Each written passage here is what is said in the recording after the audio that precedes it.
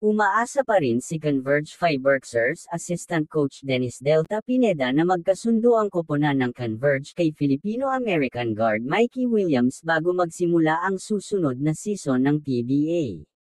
At ayon nga sa kanya si Converge Team Manager Frank Laudao ang humahawak ng negosasyon kay Mikey Williams at patuloy pa din dinidiscuss ang negosasyon nila sa kampo ni Mikey Williams.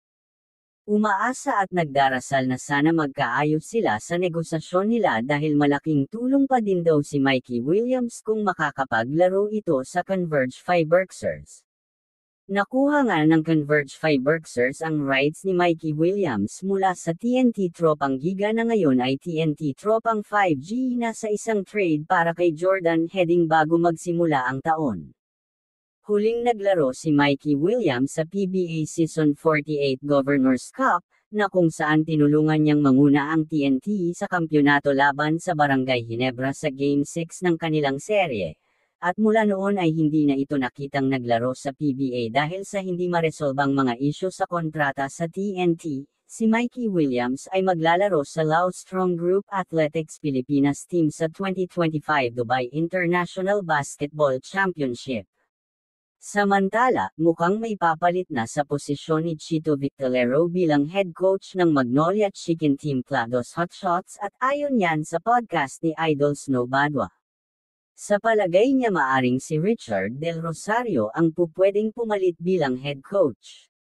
Yun ay kung papayag si Coach Tim Ko na kasalukuyang assistant niya sa Barangay Ginebra San Miguel. Ito na kaya ang time to coach ni Richard Del Rosario upang pangunahan ulit ang Magnolia Chicken Team Plados Hotshots sa susunod na conference. At kung sakali nga matuloy may posibilidad pa din na maaaring isang magandang pagkakataon para kay Coach Chito Victorero na umakyat bilang manager ng koponan o kahit bilang gobernador. Sa madaling salita magiging mahagi pa din ng Magnolia si Chito Victorero kapag nagkataon, at mapopromote pa ito dahil napapabalita na ang governor ng Magnolia Chicken Team Plados Hotshots na si Governor Rene Pardo ay magre-retiro na sa kanyang posisyon bilang governor ngayon season at mukhang mapupunta pa ang slot na yan kay Chito Victorero. Ito ay hindi pa kumpirmado at nakabase lang ako sa podcast ni Idol Snow Badwa at sa ilang mga PBA insider. Ano naman ang inyong masasabi about sa ating topic? Komento nyo lang sa ibaba ng video ang inyong mga opinyon at pag-uusapan natin yan sa susunod na video. Paki-subscribe mo naman ang ating channel para marami pa tayong magawang video about sa PBA basketball. Yun lamang po at maraming salamat po.